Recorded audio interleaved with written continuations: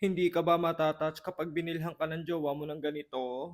Alam mo bilhan mo ng ganito yung jowa mo, for sure matutuwa yun. Alam niyo kung bakit? Oh, ito ang dahilan. Guys, alam niyo yung rose sa Beauty and the Beast? Yung nakakulong? Yung naka-dome na glass? Guys, ito, eternal flower. Nag-galaxy yung kulay. Oh, wow! Imaginein mo na kayo to ng jowa mo. Oh, di ba? Isn't it cute? Isn't it sweet? Isn't it amazing? Oh. So may kasamang ganito, hindi ko to alam kung para saan. Siguro fino-fold tong ganyan. Kasi nakalagay best wishes dito.